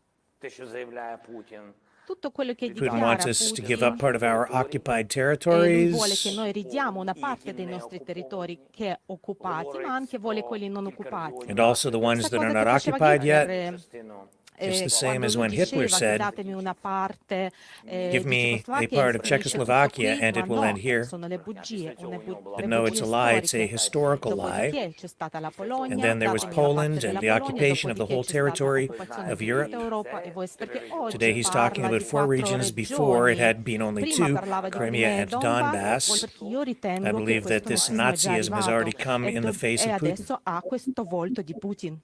Cosa posso Well, you know, it comes down, I guess, to what is a Nazi? Yeah. Well, you know, I've told you this before, Rick. The whole Nazi thing is played very large and big by Russia as a justification.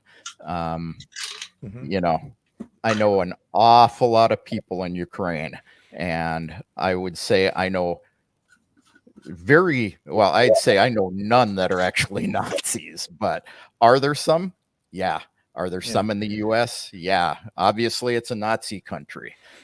Canada, yeah, obviously it's a Nazi country. Germany, obviously, you know, if we took everywhere that, I don't know, used to make these jokes here about, the Tatars that were, left Ukraine in 2014, and they'd get on in front of TV and they'd have these big rallies. But if you actually saw what they were, is camera angles and everything, five guys with a television camera.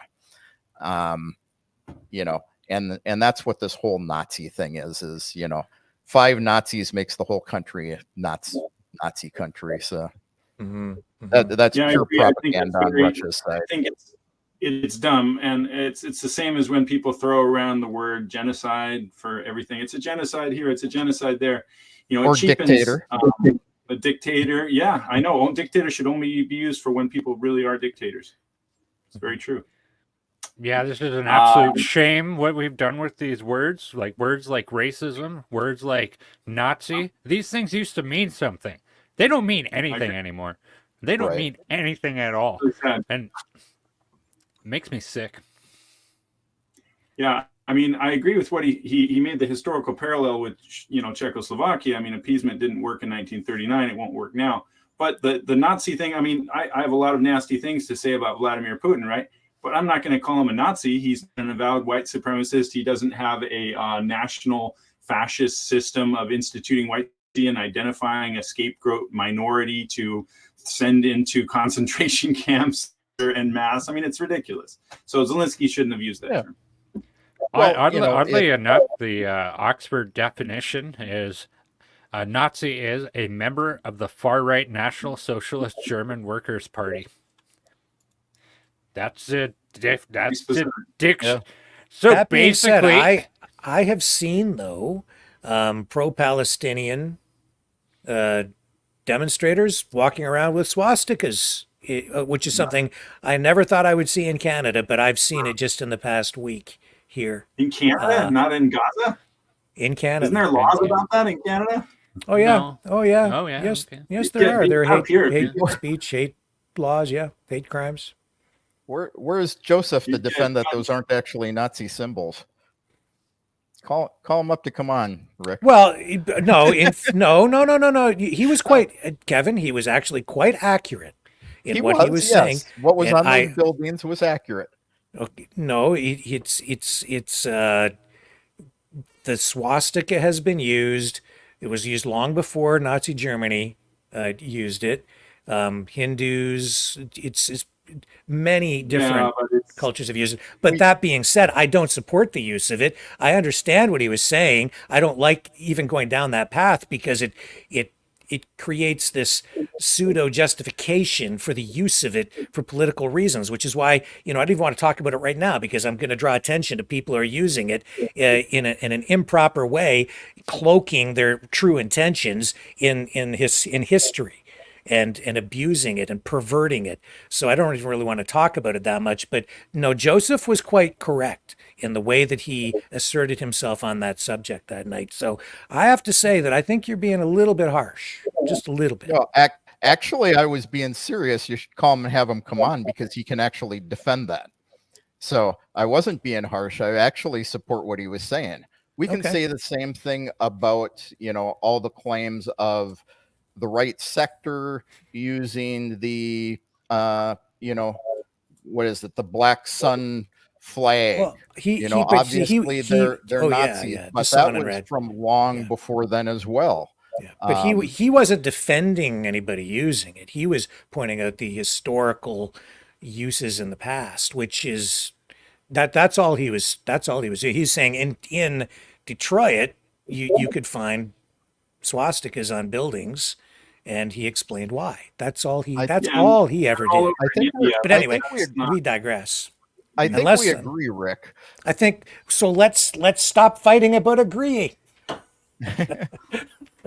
Fight. No, don't fight. Yeah. The point is the Azov battalion to this day is called, a group of Nazis. And because of the flag they use, because of the symbols they use. And these are the same thing.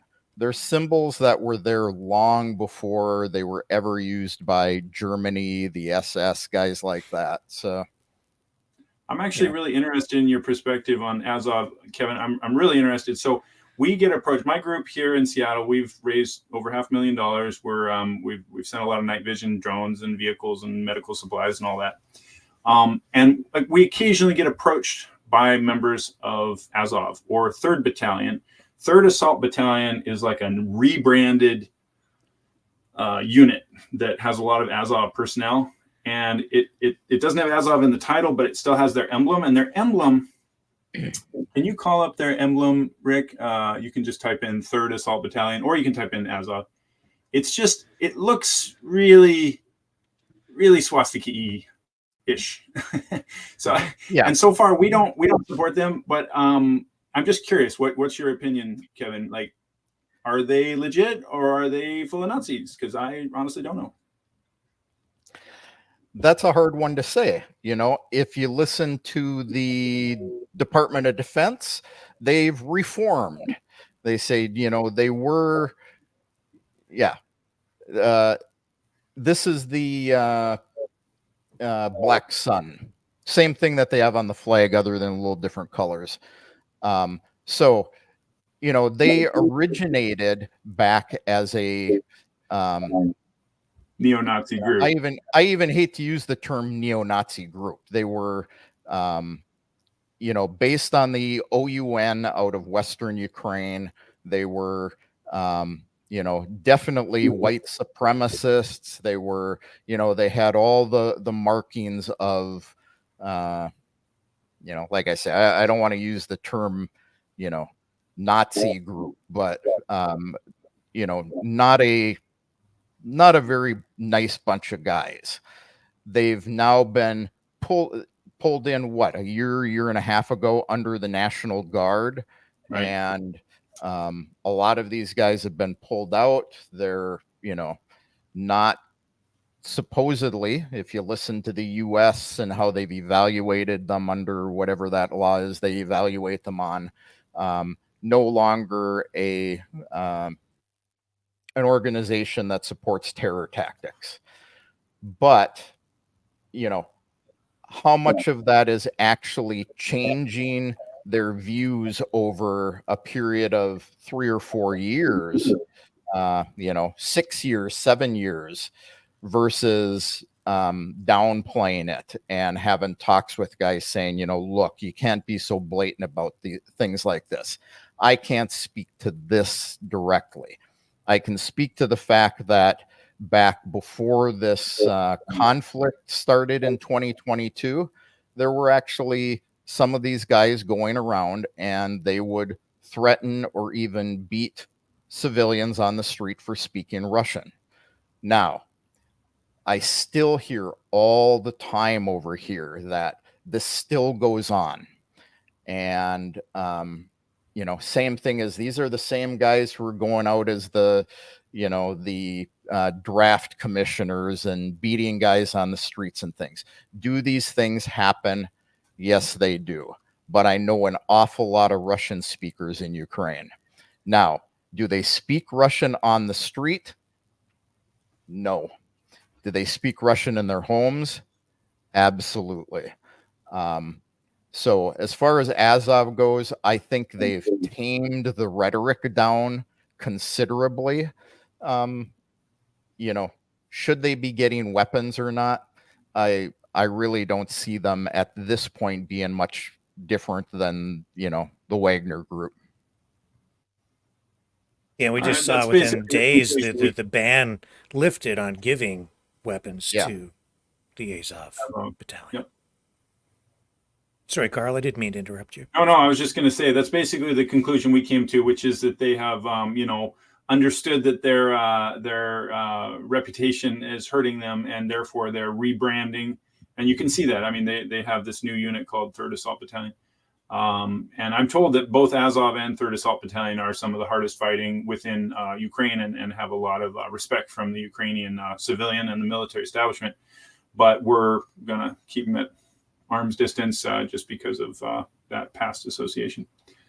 Yeah, Um, and I also have to weigh that against having been up in Mariupol as well. There's a lot of people who left Mariupol who have now come back that say they were, mistreated or they were treated heavy-handed by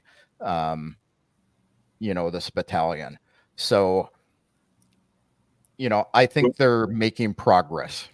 It's interesting that we're talking about this because this was really, I think, one of the flashpoints that got us to this point is this language issue and the law that was passed by the Ukrainian government saying that Ukrainian would be the only official language spoken in the country. And that's one of the things that was that really resulted in the conflict that we saw in these areas where you had these separatists This fighting, this is right? something, and this is something that I hear often said. Well, the big conflict here is Ukraine passed this law that you couldn't use Uh-huh. Russian. I've known my wife since the very early 2000s, and at that time they had laws where Ukrainian was the official language, and there is actually no law that says you can't speak Russian. Ukrainian is to be used in official documents. It's to be used in official communications. And this has been in place since 2002, 2003. My wife was required, even though she taught in the Russian language, she was required to do all documents, all report cards, all grades, everything in the Ukrainian language. It was a requirement. Back then, and this is just another sign of how,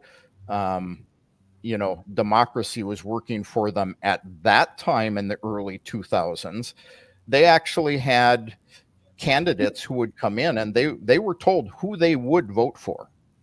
So they were told, if you want to keep your job, you will vote for this person.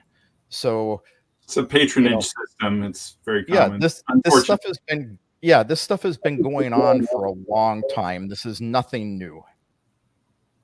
So I'll agree with what Kevin said, and actually I saw it with my own eyes when I was a soldier in Ukraine. You drive. So I was stationed in eastern Ukraine in Kharkiv and along the Severodonetsk River east of Kharkiv, and that is 90% Russian speaking area, and even to the point where the villages that we were stationed in a little tiny village called Molodovai and Rubizhny and Stary Saltiv. Stary Saltiv is kind of famous. It means old sultan, and there's a lot of touristy stuff there. But anyway, in the villages, all the I don't want to say affluent, all the middle class people, anybody with any money left.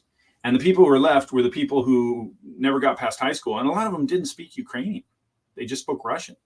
And they had some unpleasant interactions with Ukrainian soldiers that I witnessed. And I used Google Translate afterwards to find out why the Ukrainian girl was crying, or why the Ukrainian grandpa had gotten screamed at or whatever. And it was like, oh, they don't like the fact that we don't speak Ukrainian, It's like, oh man. And then you drive down the towns and you'd see shops. Of course, it's a standard developing country, right? They don't really believe in sidewalks in those villages, right? It's just rows of shops, and you pull in space pull your car over, and you'd see these blank spots. And one day I was going in, I was buying a cell phone cord or whatever, and I went in and I used Google Translate as I do. As I became a ninja using Google Translate. And I asked the gal, where's your sign? Somebody told me to look for the cell phone shop and I couldn't find it. You need a sign. And she's like, the government came and tore our sign off because it was in Russian. And I refused to spend the money to replace the sign because I'm so angry about this. So I'm not going to say that the Ukrainian government hasn't shot itself in the foot numerous times. I'm not going to say that. They've made a lot of mistakes, a lot of heavy-handed, really unfortunate decisions by that government. Does it give Russia an excuse to invade them? Of course not. But yeah, they make mistakes. Could you guys imagine what would happen in Canada if we told Quebec that we were dropping French as a second language? Yikes. Don't you dare use it. I'm going to get some more water. I'll be right back. I'm listening. Any response to that, Kevin? What is the do you see a legal justification for this special military operation or invasion, however someone wants to characterize it? You know, I even hate to comment without Carl being here. So He said he was listening. I think he is here. okay. So language, is that the reason for the special military operation? Well, not I don't think really. that's the reason for the military Yeah. operation. So Russian speakers, however, have historically been a group that Russia views as Russians, particularly when you're dealing with former Soviet states. A lot of Russians in North Ossetia, South Ossetia, a lot of Russians in Ukraine, a lot of Russians in Belarus, a lot of Russians in Armenia. And what we have to remember is that under the Soviet Union, people moved between these republics freely, much like, in Canada or the United States, people going from one region or another. Now imagine being from Quebec as a French speaker and, you go to, I don't know, let's pick Toronto. And all of a sudden the country breaks up and Toronto is a different country than Quebec was in. Now, does that mean you're no longer I don't know, what would you call them? A Quebecan? You're now a Torontoite? Quebecois. Quebecois. Be careful, Sam. So should you get a do trade, have a lot of dogs falling down the stairs coming up to be with me. Obviously woke my wife up. So, you've got people who are displaced from their countries by this breakup. My wife's heritage is half Ukrainian, half Russian. So by the fact that she happened to be in Ukraine when the Soviet Union broke up, she became Ukrainian. That doesn't mean, her heritage is Ukrainian. Well, in her case it does, but, half Ukrainian. But a lot of people had this situation. Kharkiv was another big area. But, when you go to language, the current Kharkiv mayor went out a year and a half ago, and he was speaking in public in Russian, and he got harassed by the Ukrainian military. But he said, "We are Russian speakers." Well, he's still mayor.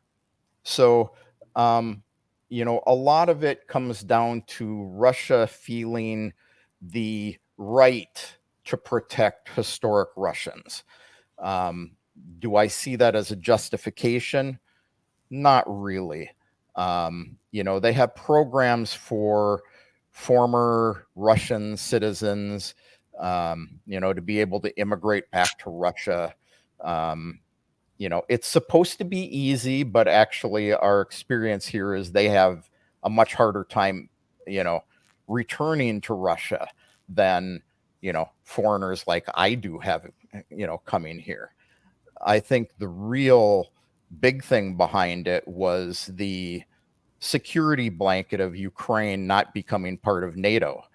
And even though they weren't talking about Ukraine necessarily becoming a part of NATO, they were already having, Western NATO training grounds there. There were NATO bases being built there. So I think that Russia saw that as a real threat to their sovereignty.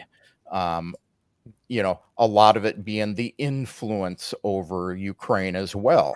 Dnipropetrovsk, where my wife is from, they had the factory that built half of the engines for space launches. Well, when they went with the West, they no longer cooperated with Russia on those engines. So Russia took the technology, built a new factory. They do the whole thing in Russia now. And what happened to this factory? It became a cat and dog collar factory. My wife has friends who worked there. And now, as specialists, they make pet stuff. And, so I don't know. There's a lot of things going on where, it's a complex situation, and, it's multifaceted. Russia really saw it as a security thing, kind of like Russia sending their, nuclear submarine and their, battleship to Cuba the other day. What is that? Nothing but a message to the United States of, well, we can do the same thing. Of So, course, and I agree that the language issue, we Americans and Canadians make more of it than it really was. I know, I would say a good half of the Ukrainians in my group, the over 200 Ukrainians in my group, speak Russian natively, and their Ukrainian is kind of halting a lot of the time. But yeah, NATO was more of more of a concern to Putin than the language. I mean, it's kind of ridiculous. Like if you have sovereignty over any country where it has citizens who speak your language, then England would have sovereignty over the United States and most of Canada, and France would have sovereignty over Quebec. I mean, it's ludicrous. But the NATO thing, I mean, Putin has some legitimate concerns there, and like I said, I mean, if Ukraine gets its land back and has some security guarantees, then I would not. It's not my call, but I would not be averse to some sort of a deal where they don't join NATO. I mean, I think that's kind of a good off ramp to offer Putin. Part of it, there would have to be more compromises. Like I say, there would need to be some sort of arrangement for Crimea specifically. Yeah, Carl, there's got to be compromises on both sides if anything's going to happen. The Both Reader's people. Digest version, Putin, it's always been the NATO question that presented this existential threat to Russia. Putin couldn't have it. I totally understand that perspective, but he couldn't send in tanks on that issue. Legally, he needed some legal justification. That's where the language issue comes in. He points to Ukraine attacking its own people without, I think, people here in the West fully understanding that that really is an internal conflict predicated on the language issue and other issues that resulted in really a separatist movement that I think was supported by mercenaries and Russia to some degree in those Russian speaking areas. And that's what formed after a period of time where it was just went on for a period of time. That's where Putin found the legal justification to launch a special military operation. Is that a fair assessment? yeah, I mean, the whole accepting Lugansk and Donetsk as independent republics. They had already declared they were back in, 2014, but recognizing them gave them, this is kind of like the election thing we were talking about a little while ago. It gave Russia the legal ability to go in because they were invited by independent republics that they recognized. Now, is this all hocus pocus playing with laws and things? Absolutely. But Ukraine was attacking those regions. Those people were separatists. A lot of them looked at Crimea and said, well, gee, why did Crimea get to, hop over to the Russian side so easily and we don't? And Ukraine was pretty brutal with those people. Lots of children killed, lots of civilians. To this day, a lot of shelling going on deep into the territories where the military is not there. So, maybe with those two regions, they had a little more justification. When you start talking about Kharkiv, Zaporozhia, Kherson, I would say less so. But, now they're playing on the Russian language thing. They're Russian speakers. They're historically Russian. They've been talking about Odessa being a Russian city for the last 2.5 years. But notice that in this peace proposal, they don't even mention it. They're willing to say, that's not so important to us now. So a lot of this political wrangling going on all sides.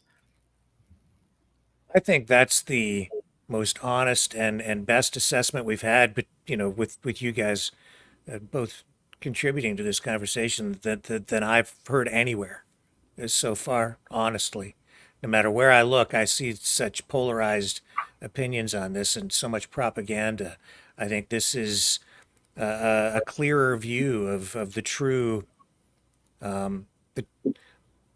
the true story that has led up to the point we're at today. Well, we have the same things going on like in Georgia and Armenia right now. Why is the West so against Georgia passing these foreign agent laws? They're the same laws that exist in the United States. I don't know if Canada has this foreign agent law where if you get, a certain amount of your funding, you have to register as a foreign agent, but they do not want Georgia to do this. Well, why is that? Because there's a lot of Western US-backed NGOs there.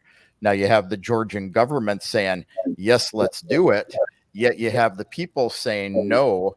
And now all of a sudden they have this big conflict going on over there. They have politicians switching sides. They've now restored their relations with Russia. They're reopening their embassy in Moscow. So, it's the same political games. It comes down to who has power and who has control.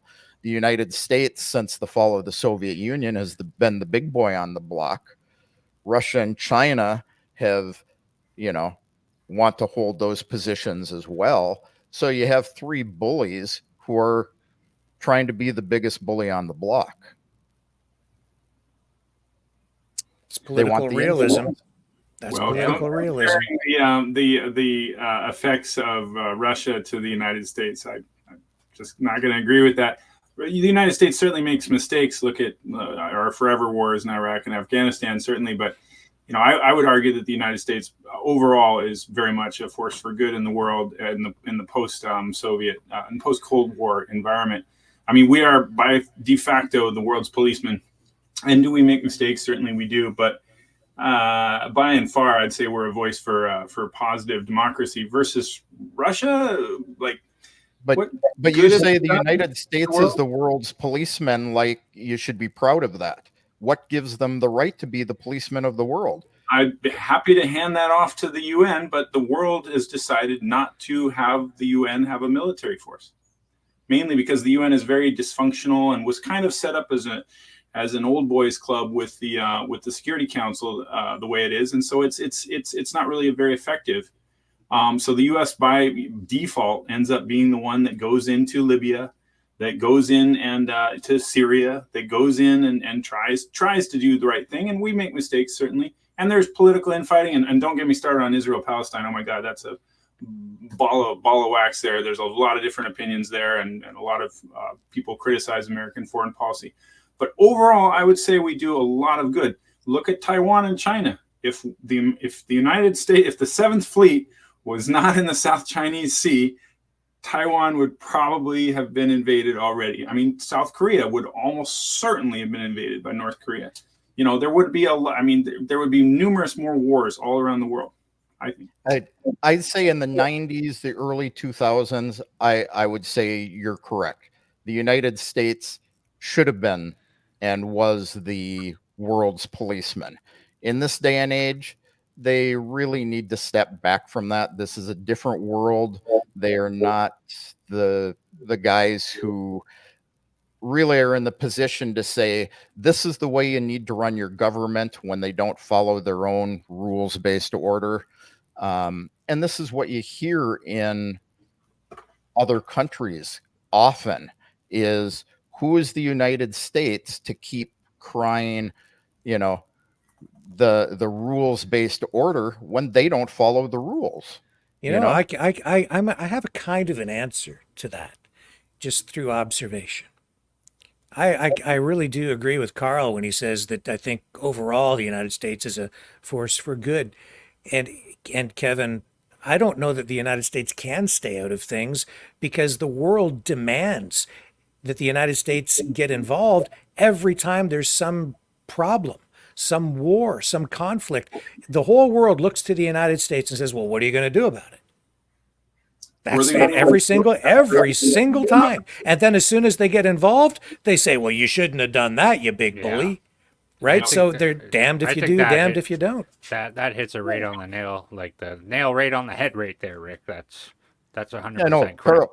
Carl didn't want to get into Israel and Gaza, but you have the same thing there. You have the Palestinians demanding the U.S. get involved on their side, Israel on their side, and they're damned if they do, damned if they don't.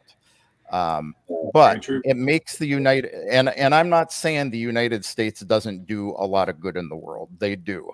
But, the United States seems to have gone to this trying to play both sides of the fence thing now. Well, we're going to supply aid to the Palestinians, but we're going to supply weapons to Israel. And, it seems like their influence is getting less. I think that's because the political realities, even on the home front, are different, and that's because of immigration, changing demographics. You're in an election year. You have Biden trying to pander to, a Muslim voting base up in places like Dearborn. He's looking at that. That's having as much impact on the U.S. policy in Gaza as what's going on in Gaza. So this is why it gets so complicated, and people can't figure out what the heck is going on, and why are they acting like this, and why are they playing both sides off? That's why. It's politics. Sadly. Yeah. When you get down to the people, we all want the same thing. We want better lives for our children. We want to be left alone, live our lives in peace. Unfortunately, we have governments getting in the way. Amen to that, Kevin. Nature.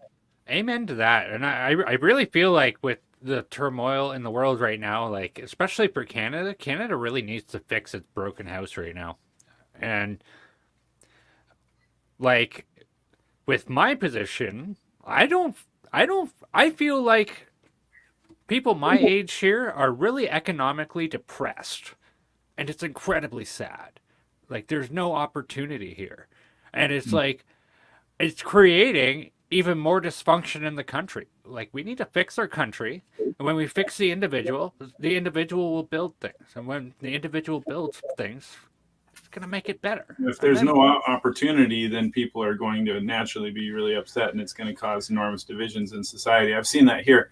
I'm a tech worker. I make good money, but I got a lot of friends who are young families. They can't afford. They're renting, and they can barely afford their rent, let alone to buy a house. And it's just really it's unfair. Is what it is. It is unfair. And then we have the military-industrial complex that's getting involved in all this stuff, and it's like. And making billions. Yeah. People see all that money going to Ukraine and they're like, wait, that's unfair. We should keep that money here. I mean, I don't blame people for feeling that way. It's a natural way to feel. My answer to that would be that we should have a stronger safety net, and that we should, frankly, we should have set up incentives here in Seattle, where I live here, to have affordable housing for young families. We should. I mean, the zoning here is set up to favor old rich people, not rich, but like upper middle class people who bought their houses in the 80s for $100,000, and now their house is worth $1 million. And they don't want anybody else building any apartments around them or any condos, and they want single family. And it's just it means that young families have to commute an hour and a half to get into the city. It's even worse up in Vancouver, BC. Vancouver, BC is a poster case. It's terrible. It's insane. And then you got all these Chinese people coming over and buying houses. I went when I was going to buy this house. Several of the other houses, there was a gal, a Chinese dealer, walking around, a real estate dealer with a phone, giving a tour to her Oh shoot, did we lose Rick? I'm sure he'll be back. I'm Keep sure we'll be going. back. Anyway, she was speaking in Mandarin too, and we asked, and they were in mainland China. They were going to buy the house and leave it empty, and we were competing against that, which is my wife and her. That's a major problem in Canada right now. There's a lot of foreign people that are buying homes and then putting them back on the market, and it's like the rent in where I live is like, if you want a 3-bedroom home for rent here is like $3,000 a month plus utilities. That's insane. In 2010, I rented a small 1-bedroom cottage for like $600 a month. A cottage. Yeah, I mean, when I was young, I rented a whole house for $800. That wasn't that long ago, actually. That was like 12 years ago. So That's I mean, what, yeah, it sucks. It's the tech industry, and then it's zoning, and it's NIMBYism, and it's a bunch of people running cities that shouldn't be running cities. I mean, it's a bunch of Democrat-run cities, honestly, that are unlivable. I got so many friends who are moving out of Seattle, San Fran, Portland, and they're moving to Texas and Idaho and Arizona, because Democrats destroy cities. That's a good question for Kevin. I want to hear what the average rent for like a 2-bedroom home where you were at. Depress me. Well, we rent a 2-bedroom apartment out to other people here for $300 a month, 300 US equivalent. So Moscow, I have a friend up there who rents a one bedroom. They call it a 2-room apartment, but it's a bedroom, a kitchen, a bathroom, and a living room for 30,000 ruble. So again, about $300 a month. Wow, that's great for Moscow. Hey, I really apologize, guys. $400 a month. I have another call starting in a minute. I apologize. I'm going to have to drop off. I hope that's okay, Rick. Yes, absolutely. This has been really enjoyable. I appreciate both Brendan and Kevin. I appreciate you guys' perspectives. I'm looking forward to joining future calls. Thanks very much for having me. Yeah, thank you, Carl. Glad to meet you in person for a change. Yeah, or face to face. Face to face. Hopefully in person at some point. We'll see. Yeah. And we'll have to figure out a third country, maybe Turkey or something. All right. Cheers. Armenia. Thank you. Thank you. That was a great, and I didn't know if he was going to be joining us here tonight, so I'm glad that he was able to, and I didn't mean to spring that on you guys tonight unexpectedly, but that was a bonus to have Carl join us this evening. So, Kevin, do you think that there is a path forward to peace actually being presented here, or is this all false hope? I think this is the same peace plan that Putin has been putting forth over and over the last couple of years. Reality is under the current situation, and I'll talk a little more freely about this without Carl here, only because I didn't want to cause the argument. Russia is making advances in Ukraine. The Ukrainian economy has already failed. If it wasn't for these loans and grants and other money being given to them, their economy would have already been out. They have very little electricity capacity at this point. They're running on like 40 to 45% of their normal electric. So people are having 3-4 hours a day of electricity. Things are very dire for Ukraine at the moment. And if it wasn't for the monetary support from the West, and they really wouldn't be doing well. They're losing a lot more than one guy to 3 Russians. It is honestly running 7-8 Ukrainians per man. We're seeing here captured soldiers in their 60s and 70s from the Ukrainian side. They're taking older and older men. They're taking more women now. And the weapons that are being promised, are even the money is being promised over 3 to 4 year periods. Weapons to be delivered in 2026, 2027. They won't do any good by then. Could Russia carry this on this long? They could, as long as Ukraine has something to fight with, but they really aren't in a good situation right now. You know, would Putin walk away with the 4 regions that they've taken under the Russian Federation? I think he would. I think he would settle for that. Will he compromise on those 4 regions? Absolutely not. Well, Legally, yeah. he can't. Yeah, there's another aspect to this that we haven't even touched on, and that's NATO countries with troops positioned, maybe getting ready to go in as well. I'm hearing a lot of talk about that over here. I'm seeing, I don't know how real that is or how much of it's propaganda.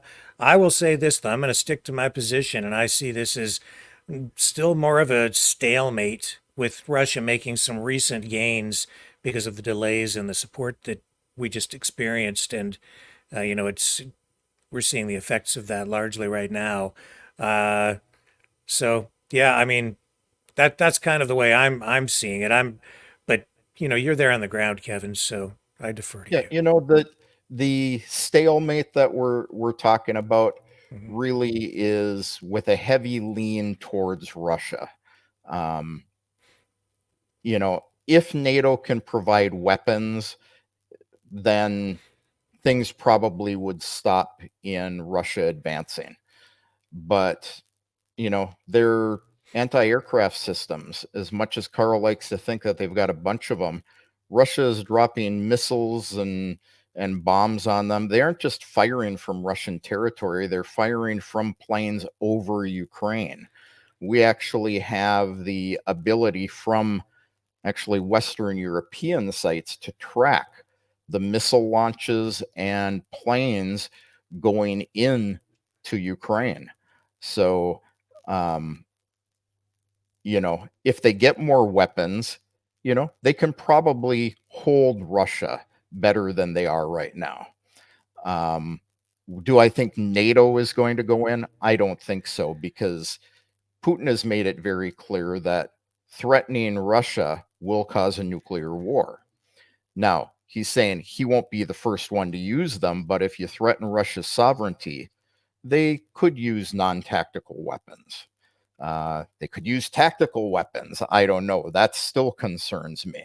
So I think we still have that mutual destruction thing that Mhm. holds NATO from going into an all out war.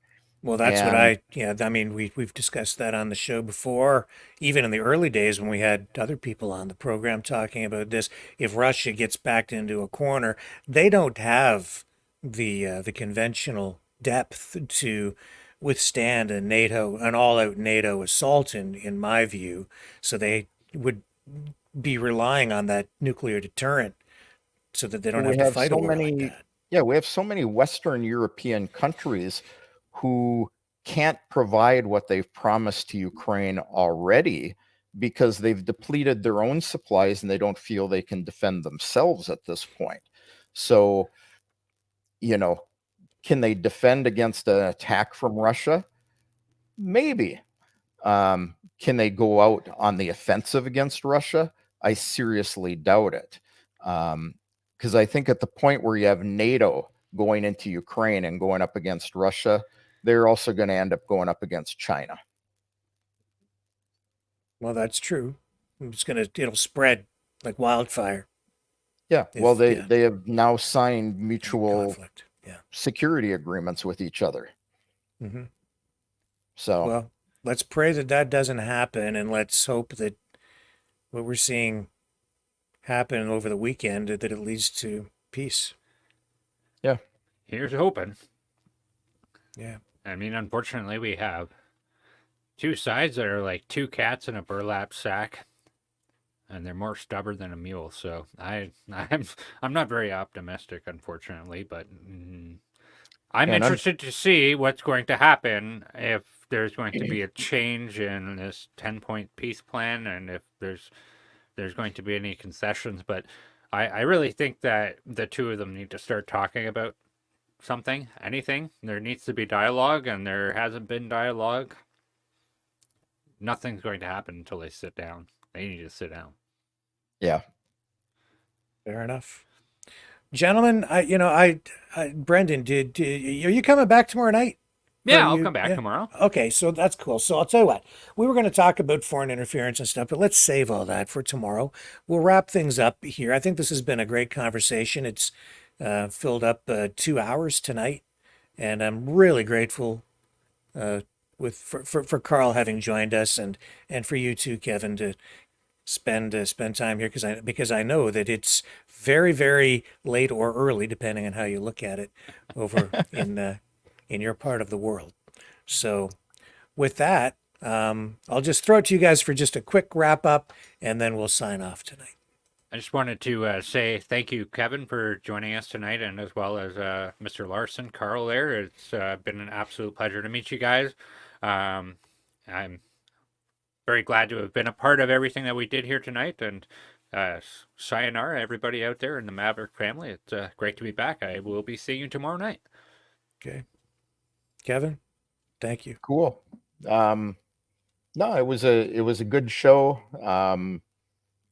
Glad Carl could make it, and good to see him face to face for a change. But Brendan, glad to see you, and Yeah. Rick, always a pleasure to be with you. Glad to add my insights. All right, gentlemen, we will do this again, and we'll be back tomorrow night, 7 p.m. Eastern Standard Time, everybody. And we have another special show lined up for you tomorrow night. You're not going to want to miss it. I believe Ed Dixon is going to be here to talk about those Ukrainian orphans. And we'll have the other top news stories of the day tomorrow on the flip side.